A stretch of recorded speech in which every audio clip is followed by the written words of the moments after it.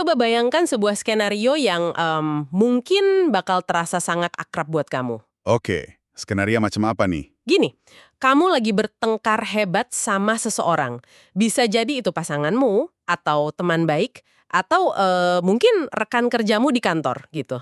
Wow, urat saraf pasti udah menegang semua tuh ya. Benar banget, suara meninggi, emosi meledak-ledak, dan setelah melewati perdebatan yang sangat panjang, dan jujur aja, bikin capek banget. Akhirnya mereda kan? Pasti ada titik jenuhnya. Nah iya, mereda. Terus keluarlah permintaan maaf. Dan kamu sambil narik napas panjang akhirnya bilang, ya udah, aku maafin. Klasik. Di lisan terdengar semuanya udah beres. Betul, pintu seolah-olah udah ditutup, masalah dianggap kelar. Tapi, mari kita jujur pada diri kita sendiri sejenak nih. Jauh di sudut paling gelap di hatimu, kamu diam-diam masih nyimpen struk kesalahannya kan? Stroke kesalahan ya, itu analogi yang pas banget sih. Iya kan, kayak nota belanja yang kamu lipat rapi, terus kamu simpen di dalam laci meja. Kamu nggak bener-bener buang itu, kamu simpen rapet-rapet buat apa coba? Buat dikeluarin lagi pas butuh amunisi. 100 volt kamu. Kamu simpen buat dijadiin senjata pamungkas di pertengkaran berikutnya. Kayak, kamu bilang mau berubah, tapi ingat nggak 6 bulan lalu kamu juga ngelakuin hal yang persis sama? Sering banget kejadian yang kayak gitu. Makanya, coba ingat-ingat, pernah nggak kamu ada di posisi itu? Jadi orang yang memaafkan, tapi secara sadar nolak buat melupakan. Kalau dipikir-pikir, itu adalah sebuah realitas yang sangat-sangat manusiawi sih. Manusiawi gimana maksudnya? Ya, kita tuh seringkali merasa udah maafin seseorang, padahal kalau kita telah lebih dalam lagi, kita sebenarnya cuma lagi, ngasih penundaan hukuman aja. Oh wow, penundaan hukuman. Dalam juga tuh bahasanya. Beneran, kita masih megang erat-erat catatan kesalahan itu sebagai semacam alat proteksi diri. Semacam perisai gitu ya? Betul, perisai buat melindungi diri kita di masa depan, atau bahkan, ya kayak yang kamu bilang tadi, sebagai amunisi buat menang debat selanjutnya. Dan disitulah letak beban terberat dari sebuah hubungan antar manusia. Karena kita jadi bawa-bawa masa lalu terus. Persis. Kita ibaratnya jalan kemana-mana sambil nyeret koper besar yang isinya penuh tumpukan masa lalu orang lain. Koper besar isi tumpukan masa lalu orang lain. Gila, itu gambaran yang ngena banget. Dan buat kamu yang lagi dengerin, itulah alasan utama kenapa obrolan kupas tuntas kita hari ini tuh jadi krusial banget. Ya, karena kita nggak bakal cuma bahas petuah klise aja kan hari ini. Pastinya enggak. Kita nggak akan cuma ngulang-ngulang nasihat, ayo saling memaafkan yang udah sering banget kamu dengar dari zaman masih kecil. Hari ini, kita mau menyelami sebuah konsep yang menurut saya sih sangat radikal. Dari catatan sumber kita, soal Asmaul Husna ya, sifat al-afu. Bener banget. Misi utama kita di obrolan ini adalah supaya kamu bisa benar-benar paham sebuah garis batas yang tegas banget. Perbedaan bumi dan langit antara sekedar memaafkan dengan benar-benar menghapus kesalahan tanpa sisa sedikit pun. Tanpa sisa sedikit pun, ini kunci pentingnya nih. Iya, dan kita bakal nguliti gimana sih mempraktekkan konsep radikal ini secara nyata. Karena ini bisa secara drastis ngubah cara kamu ngejalani hidup, cara kamu merespons konflik, dan pada akhirnya ngebantu kamu ngelepasin koper berat yang selama ini kamu seret-seret di dalam hati. Saya setuju banget. Topik ini tuh langsung membedah anatomi dari rasa sakit dan ego kita sendiri. Bukan sekedar teori yang ngawang-ngawang gitu ya. Sama sekali bukan. Konsep al-afu ini bukan cuma hafalan kosakata spiritual. Kalau kita lihat fondasinya, ini tuh sebenarnya sebuah kerangka kerja psikologis dan sosiologis yang sangat mendalam soal seni melepaskan. Seni melepaskan. Oke, coba kita masuk pelan-pelan ke situ. Maksudnya gini, ini tuh ngajarin gimana kita sebagai manusia memproses rasa kecewa, melepaskan ilusi kalau kita punya kendali atas masa lalu. Yang padahal udah nggak bisa diubah sama sekali kan? Nah, itu dia. Dan dari situ, kita bikin pilihan sadar buat melangkah maju dengan ruang mental yang jauh lebih jernih, bebas dari racun-racun dendam. Oke, mari kita bedah anatominya sekarang juga. Kalau kita telusuri definisinya dari catatan sumber, kita bakal langsung nemuin semacam pukulan telak yang meruntuhkan semua pemahaman kita selama ini soal kata maaf. Pukulan telaknya di bagian mana tuh? Jadi gini, kita kan sering banget nyampur aduk semua jenis pengampunan ke dalam satu keranjang yang sama ya. Pokoknya kalau udah bilang maaf, ya udah gitu. Padahal nggak sesederhana itu. Enggak sama sekali. Ada pembedaan yang sangat tajam antara sifat al-ghafur dan al-afu. Kebanyakan dari kita tahu kalau dua-duanya berkaitan sama memaafkan. Iya, betul. Nah, dikatakan kalau Al-Ghafur itu intinya berarti mengampuni dosa. Ketika pengampunan diberikan, dosa itu ditutupi. Selesai. Ditutupi dari pandangan ya, semacam diberi tirai penutup gitu. Hapus dosa-dosa secara total, bukan cuma ngampunin, tapi dengerin baik-baik detail maknanya ini. Menghilangkan bekas dosa tersebut seakan-akan tidak pernah terjadi.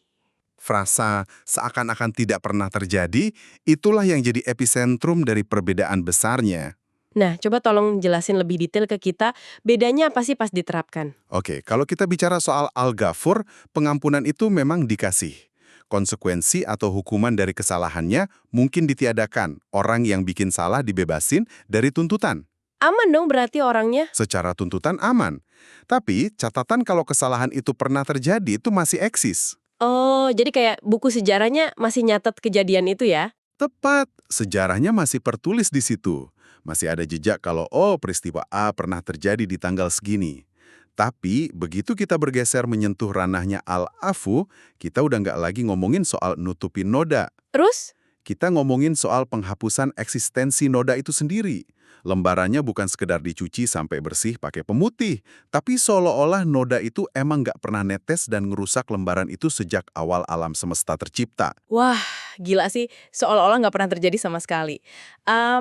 Biar saya coba visualisasiin ini pakai analogi digital ya. Boleh, biar makin nyambung, apalagi buat pendengar yang tiap hari kerja di depan layar kan? Nah, bayangin aja kesalahan itu kayak file dokumen sampah di komputer kamu. Kalau Al-Ghafur itu ibarat kamu mindahin file kesalahan tersebut ke dalam recycle bin di layar desktop. Alias ke tempat sampah sementara ya. Betul, filenya emang udah disingkirin dari layar utama. Layar kamu kelihatan rapi, bersih, file itu nggak lagi ganggu pandanganmu pas lagi kerja. Tapi kan secara sistem file itu masih ada di situ. Nah, itu poinnya.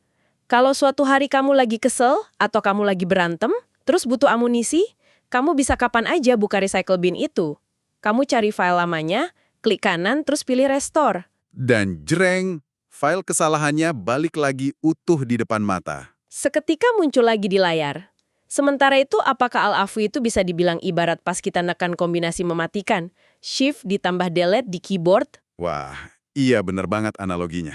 Kan kalau kita tekan Shift plus delete, bakal muncul peringatan tuh, apakah Anda yakin ingin menghapus ini secara permanen? Dan begitu kita klik yes, filenya musnah. Lenyap seadanya. Nggak ada jejak yang tertinggal di hard drive. Nggak bisa di-restore pakai cara apapun. Analogi shift delete versus recycle bin itu akurat banget buat gambarin mekanismenya. Dan coba kita dalemin lagi analogi komputer kamu barusan. Gimana tuh? Coba pikirin dampaknya secara menyeluruh ke dalam sebuah sistem. Apa yang terjadi kalau kamu terus-terusan numpuk file di recycle bin tanpa pernah benar-benar dikosongin? Pasti lama-lama hard drive-nya penuh kan? Betul. Memori atau RAM komputermu diam-diam terkuras. Kinerja mesinnya jadi lambat, mulai lagging, terus sering muncul error sana-sini karena ada beban tersembunyi yang harus terus dikelola sama sistem. Masuk akal banget. Sebaliknya, kalau kamu rutin ngelakuin shift delete, ruang penyimpananmu jadi lega sepenuhnya. Sistem bisa bernapas lega dan lari dengan kecepatan maksimal. Jadi beban beratnya benar-benar hilang ya? Iya. Sifat penghapusan tanpa bekas inilah yang bikin Al-Afu jadi sangat fundamental. Coba bayangin betapa bersihnya ruang mental yang disisakan. Nggak ada rekam jejak, nggak ada memori tersembunyi yang bikin otak kita lagging. Dan pastinya nggak ada sisa struk belanja masa lalu yang bisa dipakai buat ngehukum lagi nanti. Gila, bayangin betapa luar biasa leganya sistem komputermu, atau dalam hal ini sistem hati kamu sendiri, kalau nggak ada lagi sampah memori masa lalu yang numpuk dan makan kapasitas emosional tiap hari. Kebebasan sejati sih itu namanya. Nah, kalau standar penghapusan permanen ini adalah level tertinggi dari pemaafan, gimana teks aslinya di catatan sumber menempatkan hal ini? Ada ayatnya yang spesifik ngebahas ini. Betul. Kalau kita bedah langsung ayat-ayat Al-Quran yang jadi fondasinya, ada dua teks yang secara brilian banget nyorotin konsep ini. Yang pertama, itu ada di surat An-Nisa ayat 99. Bunyinya gimana tuh? Terjemahannya begini, maka mereka itu mudah-mudahan Allah memaafkannya, dan Allah Maha Pemaaf yaitu Al-Afuf, Maha Pengampun yaitu Ghafur. Nah, perhatiin baik-baik konstruksi kalimat dari ayat itu deh. Ada yang unik ya? Sangat unik. Ayat ini nggak misahin penyebutan kedua sifat itu di kalimat yang berbeda. Ayat ini justru menggabungkan keduanya secara berdampingan. Disandingin gitu aja dalam satu tarikan nafas. Al-Afuf dan Al-Ghafur. Oke, dan itu bukan suatu kebetulan. Dalam struktur bahasa teks kuno, apalagi Al-Quran, itu nggak pernah terjadi sekedar buat keindahan rima atau biar kedengaran puitis aja. Terus maknanya apa dong? Kata-kata itu diletakkan berdampingan untuk nunjukin sebuah spektrum rahmat yang sangat utuh, sangat komprehensif. Spektrum ya? Maksudnya dari satu level ke level berikutnya gitu. Betul. Ada level tawal di mana dosa dan kesalahan kita diampuni, ditutupi dari pandangan publik, nah itu Ghafur. Terus kemudian ada puncak dari spektrum itu. Puncak tertinggi rahmatnya ya? Iya, tingkat rahmat tertinggi, di mana kesalahan-kesalahan itu akhirnya dieksekusi dengan shift delete tadi. Dihapus tanpa sisa dari catatan sejarah si hamba. Itulah al-afu. Wah, merinding juga dengernya. Dan kalau itu belum cukup buat bikin kita tercengang, coba deh kita bergeser ke kutipan ayat kedua dari sumber ini. Ini dari surat Asy-Syura ayat 30. Ini ayat yang sangat ngena banget buat manusia biasa. Benar. Teks ini benar-benar motong langsung ke ulu hati permasalahan kita. Bunyinya tuh gini, dan dia memaafkan banyak kesalahan-kesalahanmu. Kata kuncinya di situ jelas banget ya. Coba kamu garis bawahi tebel-tebel kata banyak di situ. Waktu saya baca kata ini, saya langsung nyadar, wah ini bukan ngomongin soal satu atau dua kesalahan epik bin tragis yang kita lakuin sekali seumur hidup. Bukan dosa besar yang cuma sesekali gitu ya? Bukan, ini nggak lagi ngomongin dosa besar yang ubah jalan hidup. Kata banyak ini berbicara tentang rutinitas banal kita sehari-hari. Dosa-dosa receh yang numpuk. Betul. Tentang betapa seringnya kita tersandung, jatuh, abai sama janji kecil, atau sekedar ngucapin kata-kata tajam yang melukai perasaan orang pas kita lagi capek, abis pulang kerja. Kita tuh ngelakuin 1001 kesalahan kecil ini bukan sesekali loh, tapi hampir tiap hari. Realitas kuantitatif dari kata banyak di situ emang membumi banget. Ayat ini ngerangkul kerapuhan desain kita sebagai manusia. Makhluk yang rentan salah ya. Iya, kita kan makhluk yang nggak sempurna, sering impulsif, dan rentan banget salah kalkulasi moral.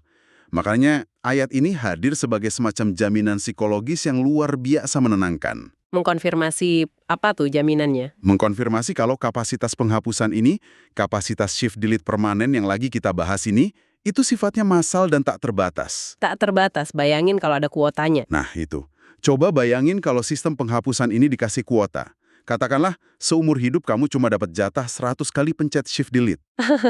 Gamat banget dong. Saya jamin, baru masuk hari Selasa minggu pertama di bulan Januari, kuota kebanyakan dari kita pasti udah habis ludes. Bener banget, pasti udah minus malah.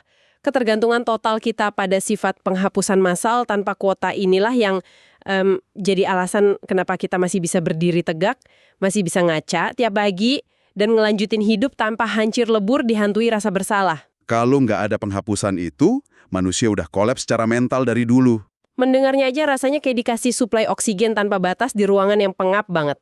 Tapi nih ya, Ada tapinya nih. iya, ini membawa kita ke sebuah persimpangan yang sangat tajam. Oke, secara konseptual dan teologis, kedengarannya epik banget. Tuhan ngelakuin shift delete buat kesalahan kita yang jumlahnya ribuan. Setuju. Tapi mari kita tarik konsep tingkat tinggi ini ke bumi, ke atas aspal jalanan tempat kita ngejalanin hidup tiap hari. Gimana caranya kita, kamu dan saya yang cuma manusia biasa, yang ego kita lumayan gede ini, bisa meneladani sifat al-afu. Ini artinya kita harus memaafkan kesalahan orang, tanpa nyimpen dendam, nggak ngebales keburukan dengan keburukan, dan ini nih yang paling ekstrim. Secara aktif berusaha melupakan. Nah itu, berusaha melupakan kesalahannya. Di sumber dikasih contoh, misal temanmu berbuat salah yang sangat merugikan. Kamu tuh nggak boleh terus-terusan mengungkit kesalahannya, melainkan maafin dengan tulus. Dan transisi inilah yang ngubah al-afu dari cuma sekedar keyakinan pasif di otak, jadi sebuah tindakan sosiologis yang aktif di kehidupan sosial kita. Jadi agent shift delete buat orang ya? Tepat. Kita dituntut buat bisa kayak gitu. Tunggu sebentar. Saya harus motong kamu di sini. Sebagai manusia biasa nih ya, saya ngerasa kita butuh kejujuran yang brutal di sini. Boleh, silakan. Pushback aja. Anatomi otak kita itu justru didesain khusus buat mengingat rasa sakit, buat survival kan? Betul. Itu mekanisme pertahanan dasar kita. Kan kalau tanganku nggak sengaja nyentuh panci panas di dapur, terus melepuh, bagian otakku yang namanya amigdala bakal ngerekam memori rasa sakit itu secara permanen. Tujuannya apa? Biar besok-besok aku nggak sebodoh itu nyentuh panci panas lagi. Iya, biar kamu belajar dari pengalaman. Nah, terus kalau ada rekan kerja yang berkhianat nusuk aku dari belakang, masa aku harus shift delete perbuatannya gitu aja, terus besok aku senyum-senyum kerja bareng dia lagi seolah nggak ada apa-apa? Hah, kelihatan naif banget ya kalau gitu. Benar-benar nggak mengungkit atau melupakan kesalahan itu tanpa berubah jadi orang tolol yang terus-terusan dimanfaatin orang. Nyimpen stroke itu perlu dong supaya kita nggak jatuh ke lubang yang sama. Itu adalah tantangan yang sangat tajam. Dan emang ini hal esensial yang harus kita urai. Kamu tuh bener 100% soal panci panas tadi. Kan emang fungsi otak gitu. Betul. Otak manusia udah berevolusi ribuan tahun buat ngerekam ancaman, ngerekam pengkhianatan, supaya kita bisa survive. Nyuruh otak buat secara harfiah menghapus sebuah kejadian dari ingatan itu kemustahilan medis. Nah, terus gimana dong cara mempraktekannya? Disinilah letak kuncinya. Meneladani al-afu di dunia nyata itu bukan berarti kita dituntut buat ngalamin amnesia. Bukan amnesia ya? Bukan. Kamu nggak menghapus fakta bahwa peristiwa itu pernah terjadi. Ini bukan soal ngilangin batasan diri atau jadi keset kaki yang rela diinjek-injek orang berkali-kali. Sama sekali bukan. Lalu, Sebaliknya, ini adalah tentang melakukan pergeseran mindset yang sangat terencana terhadap bagaimana kamu menyimpan memori tersebut di dalam kepalamu. pergeseran mindset. Maksudnya, bedanya apa dengan sekedar mengingat biasa? Gini, coba kita bedah lagi anatomi dari sebuah memori buruk. Waktu seseorang nyakitin kamu, memori soal kejadian itu biasanya nancep di otak nggak cuma sebagai informasi faktual aja kan? Iya, pasti ada emosinya. Bawaannya kesel, panas. Nah, memori itu terikat kuat sama muatan emosi yang sangat intens. Rasa marah yang membakar, kekecewaan yang dalam, atau dendam yang pahit banget. Fakta ditambah muatan emosi negatif inilah yang membentuk stroke belanja yang selalu siap kamu jadiin senjata itu. Oh, oke. Mulai kelihatan bedanya. Jadi, berusaha melupakan dalam kerangka al-afu, itu berarti kita secara sadar memilih buat menetralisir, mencabut, atau menghapus muatan emosi negatifnya aja. Berarti fakta kejadiannya tetap ada di memori kita ya? Tetap ada, sebagai data rasional, sebagai pelajaran buat kita jaga jarak atau narik batasan profesional, tapi racun emosinya udah kamu cabut sampai bersih. Ah, jadi kita melucuti senjatanya dong? Tepat banget, kamu merucuti senjatanya. Wah, gila. Bayangin gini, kamu lagi berdebat sama pasanganmu hari ini soal pengeluaran bulanan. Kalau kamu ngadopsi mentalitas al-afu, kamu bakal nolak dorongan ego yang gatal pengen buka laci masa lalu. Nggak bawa-bawa kejadian tahun jebot ya? Iya, kamu nolak buat ngelempar kesalahan finansial yang dia buat 5 tahun lalu ke perdebatan hari ini. Kamu nggak jadiin masa lalunya buat nyandra dia sekarang. Fokus ke masalah yang di depan mata. Betul. Kamu ngelihat dia secara utuh pada momen detik ini, bukan lewat lensa buram kesalahannya di masa lalu. Keputusan buat nggak narik pelatuk emosi, itulah wujud paling nyata dari shift delete. Tapi jujur aja, buat bisa nahan diri dan nggak narik pelatuk emosi di saat darah lagi mendidih, itu butuh kekuatan mental yang luar biasa besar loh. Emang sangat menguras tenaga. Iya kan? Coba aja bayangin pas lagi di tengah debat panas, lidah tuh rasanya udah gatal banget, pengen ngeskakmat dia pakai air lamanya. Kita udah punya pelurunya nih, kita tahu persis di mana titik lemahnya. Tinggal tembak aja sebenarnya. Benar, terus kita disuruh nelen ego, ngunci rapat-rapat amunisi itu dan milih buat diem soal hal itu. Gila, itu kan butuh energi yang masif banget. Memang. Dan itu membawa kita ke satu pertanyaan penting selanjutnya. Apa tuh? Mengapa? Kenapa kamu, saya, dan kita semua yang lagi dengerin obrolan ini harus repot-repot peduli? Kenapa kita harus nguras energi nahan ego demi nerapin hal sesulit ini buat orang yang jelas-jelas sudah nyakitin kita? Iya, kenapa nggak diluapin aja biar lega? Karena imbalannya, jawabannya ada di efek domino yang bakal dihasilin dari proses shift delete itu. Imbalan kayak gimana maksudnya? Kalau kita lihat gambaran besarnya, imbalan dari nerapin al-afu ini jauh melampaui rasa pegel nahan ego di awal. Teks rujukan kita dengan gamblang nyebutin soal the ultimate payoff alias hikmah tertingginya. Apa tuh hikmahnya? Puncaknya adalah hati menjadi tenang dan damai. Damai. Cuma itu? Jangan salah, itu dampaknya masif. Balik lagi ke analogi handphone atau komputer tadi. Nyimpen dendam dan merawat amarah itu kan butuh energi psikologis yang gede banget. Menguras memori. Betul. Nyimpen dendam itu persis kayak kamu ngejalanin belasan aplikasi berat di background handphonemu. Kelihatannya layarnya mati, tapi diam-diam aplikasinya terus nyedot baterai sampai HP-nya panas banget dan tiba-tiba mati total. Astaga, berarti selama ini beban beratnya itu sebenarnya ada di kita dong, bukan di orang yang bikin salah. Sama sekali bukan di mereka. Wah, Saat kamu capek-capek nyimpen dendam, orang yang nyakitin kamu itu mungkin lagi tidur pules, ngorok di kamarnya. Sementara kamu malah terjaga jam 3 pagi, jantung berdebar kencang, sibuk mikirin skenario balas dendam di kepalamu. bener banget. Sering tuh mikir, coba tadi aku ngomong gini pasti dia syakmat. Nah, itu dia. Makanya, menghapus dendam atau neken tombol shift delete buat masa lalu orang lain, pada hakikatnya bukan kedermawanan buat orang itu, Jadi buat siapa? buat diri kamu sendiri. Itu adalah tiket kebebasan paling mahal yang kamu kasih ke kewarasan dan kedamaian batinmu sendiri. Supaya baterai mental kita nggak bocor terus ya. Tepat. Begitu pikiranmu nggak lagi disedot sama masa lalu, hatimu bakal otomatis tenang. Kamu terhindar dari racun permusuhan. Lingkungan sosialmu jadi lebih jernih. Dan kamu ngebantu nyiptain ekosistem yang harmonis di sekitarmu. Masuk akal banget sih ini. Dan ingat, siklus ini berujung pada satu janji paling besar dari sistem ini. Apa itu? Dengan berbesar hati membebaskan orang lain dari penghakimanmu, kamu itu sebenarnya lagi ngebuka pintu selebar-lebarnya buat dapetin ampunan yang sama dari Sang Pencipta. Wah, ini benar-benar sebuah transaksi kehidupan yang luar biasa banget. Ya, investasinya ke diri sendiri dan ke atas juga. Benar, kita dengan sengaja melepaskan koper isi batu bata masa lalu yang lucunya nggak pernah diwajibkan buat kita bawa kemana-mana, dan sebagai gantinya kita memenangkan kembali kebebasan emosional kita. Harga yang sangat pantas. Kalau kita tarik benang merah dari semua obrolan panjang kita hari ini, Silahkan direkap. kita mulai dari sadar kalau ada jurang pemisah yang lebar banget antara sekedar mindahin kesalahan ke recycle bin, ditutupi tapi masih ada, dengan benar-benar ngelakuin shift delete alias menghapus tanpa bekas ala Al-Afuh. Betul. Terus kita juga lihat gimana teks aslinya nekenin kalau penghapusan ini tuh nggak ada kuotanya karena saking seringnya kita buat salah.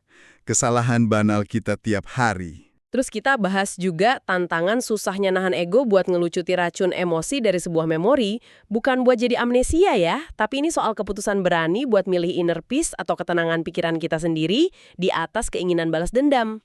Kesimpulannya, kita mengubah diri kita dari sekedar kolektor struk belanja masa lalu menjadi arsitek buat masa depan yang jauh lebih ringan. Arsitek buat masa depan yang lebih ringan.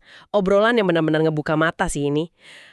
Tapi sebelum kita benar-benar tutup penelusuran kita kali ini, ada satu pikiran yang jujur aja dari tadi masih gantung dan ngusik pikiran saya. Oh ya? Pikiran soal apa tuh? Dan saya rasa ini penting banget buat ditinggalin ke kamu yang lagi dengerin episode ini. Sepanjang tadi kita asik ngobrolin dua arah lalu lintas pemaafan kan? Iya, Tuhan maafin kita, dan kita maafin orang lain. Benar. Tapi ada satu arah lalu lintas lagi yang paling sunyi, yang anehnya seringkali malah jadi jalan yang kerikilnya paling tajam buat kita sendiri. Arah kemana tuh? Coba deh kamu renungin ini bentar. Kita udah paham betapa melegakannya saat alam semesta, Tuhan, atau sekedar temen deket kita mutusin buat pencet shift delete atas semua tingkah bodoh kita. Nggak pernah sedikit pun diungkit lagi di depan muka kita. Rasanya lega banget pasti. Lega banget kan? Tapi pertanyaannya sekarang, kenapa kita ini seringkali berubah jadi sosok yang paling pelit, paling sinis, dan paling kejam waktu kita disuruh mengingat-ingat kesalahan diri kita sendiri? Penghakiman ke diri sendiri. Iya, kenapa kita sering banget ngambil peran sebagai hakim berdarah dingin buat masa lalu kita sendiri? Kamu tuh nyiksa diri kamu tiap malam gara-gara kegagalan bisnis tahun lalu. Atau nyesel salah ngambil keputusan 5 tahun yang lalu. Betul. Atau nyesalin kata-kata jahat yang udah terlanjur keluar dari mulutmu dan gak bisa ditarik lagi. Jadi, mungkin aja ya mempraktekkan sifat agung Al-Afu secara utuh itu bukan cuma soal berbaik hati ngelepasin kesalahan orang lain. Tapi juga ngelepasin kesalahan sendiri. Betul.